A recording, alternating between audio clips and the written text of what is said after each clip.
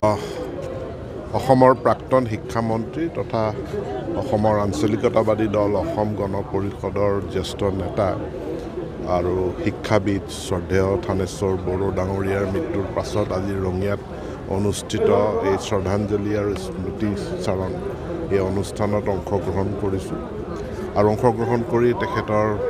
মোৰ গভীৰ শ্ৰদ্ধাঞ্জলি জনোৱাৰ লগতে তেখেতৰ বিদেহ আত্মাৰ চিৰশান্তি কামনা কৰিছোঁ। তেখেতৰ কৰ্মৰাজি সহজ সৰল জীৱন স্পষ্টবাদিতা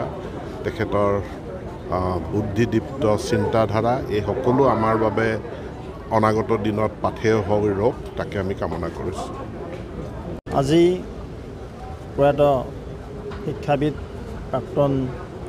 বিধায়ক তথা প্ৰাক্তন অসম চৰকাৰৰ মন্ত্ৰী থানেশ্বৰ বড়ো ছাৰৰ পবিত্ৰ স্মৃতিত ৰাজহুৱা শ্ৰদ্ধাঞ্জলি অনুষ্ঠান অসম গণ পৰিষদৰ সহযোগত বা উদ্যোগত আয়োজন কৰা হৈছিল। অনুষ্ঠানত আজি উপস্থিত থাকি বড়ো ছাৰৰ প্ৰতি শ্ৰদ্ধাঞ্জলি নিবেদিছোঁ আৰু অসম গণ পৰিষদৰ নেতৃত্বৰ সভাপতি সন্মানীয় মন্ত্ৰী অতুল বৰা ডাঙৰীয়া, অসম চৰকাৰৰ সন্মানীয় শিক্ষা বিভাগৰ মন্ত্ৰী ৰণোজ পেগু ডাঙৰীয়া, অসম চৰকাৰৰ সন্মানীয় মন্ত্ৰী কেশৱ মহন্ত ডাঙৰীয়া প্ৰমুখ্যে বিভিন্ন দল সংগঠনৰ সন্মানৰ ব্যক্তিসকল আহি আমাৰ ৰঙিয়া স্থানীয় ৰাইজ আহি তেখেতক শ্ৰদ্ধাঞ্জলি নিবেদিছে আৰু কেইবাটাও কাৰ্যক্ৰম লৈ বিহুগৈ ভাগৱত আৰজ লগতে নাম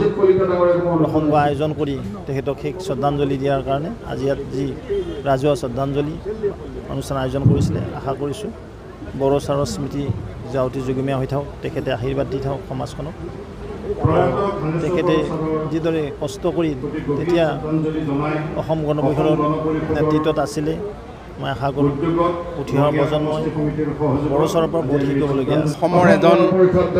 বিশিষ্ট শিক্ষাবিদ আৰু অসম গণ পৰিষদ দলৰ প্ৰাক্তন সভাপতি, অসম চৰকাৰৰ দুটাকৈ কাৰ্যকালৰ মন্ত্ৰী শ্ৰদ্ধেয় থানেশ্বৰ বড়ো ছাৰৰ যোৱা 17 তাৰিখে পৰলোক প্ৰাপ্তি হোৱাৰ পিছত আজি ৰঙিয়াত অসম গণ পৰিষদ দলৰ তৰফৰ পৰা ৰঙিয়া বিধানসভা সমষ্টিৰ উদ্যোগত ৰাজহুৱাভাৱে এই আদ্য শ্ৰাদ্ধ আৰু স্মৃতি চাৰণ সভাৰ আৰু শ্ৰদ্ধাঞ্জলি অনুষ্ঠানৰ আয়োজন কৰা হৈছে। ইয়াত ভাৰতীয় জনতা পাৰ্টীৰ ৰাজ্যিক সভাপতি ভৱেশ কলিতা বিধায়ককে ধৰি আমাৰ ৰণোজ পেগু ডাঙৰীয়া সতীৰ্থ মন্ত্ৰীকে ধৰি UPPLৰ দলৰ বিধায়ক মুখ্যমন্ত্ৰীকে ধৰি কেইবাজনো আমাৰ প্ৰতিটো দলৰ লোকে আহি অংশগ্ৰহণ কৰি আমাক এই অনুষ্ঠানটোত যি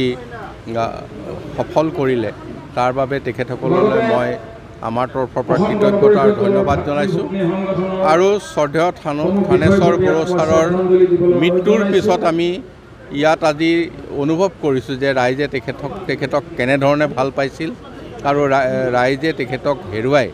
আমি অসম গণ পৰিষদ দলে হেৰুৱাই এজন এনে ব্যক্তিক হেৰুৱাইছোঁ আমাৰ অপূৰণীয় ক্ষতি হৈছে। গতিকে ছাৰৰ প্ৰতি আমাৰ শ্ৰদ্ধাঞ্জলি জ্ঞাপন কৰিছোঁ আৰু আশা কৰিছোঁ ছাৰৰ আত্মাই সদ্গতি লাভ কৰক। থানেশ্বৰ বড়ো ছাৰে ৰঙিয়া বিধানসভা সমষ্টিৰ পৰা 3বাৰকৈ বিধানসভা নিৰ্বাচনত জয়লাভ কৰিছিল। অসম চৰকাৰৰ কেইবাটাও গুৰুত্বপূৰ্ণ বিভাগৰ এটা সময়ত তেখেত মন্ত্ৰী আছিল। মহাবিদ্যালয়ৰ অধ্যাপক হিচাপে দীৰ্ঘদিন ধৰি সেৱা আগবঢ়াইছিল। বিভিন্ন সামাজিক অনুষ্ঠানৰ লগত জড়িত আছিল। এগৰাকী অতি সৎ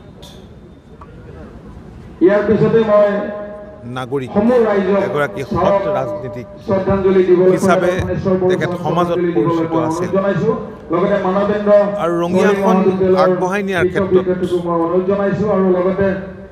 সকলো দিশৰ পৰা তেখেতে সৰ্বান্তকৰণেৰে চেষ্টা কৰিছিল। মন্ত্ৰী হৈ থাকোঁতেও, বিধায়ক হৈ থাকোঁতেও বা নাথাকোঁতেও ৰঙিয়াৰ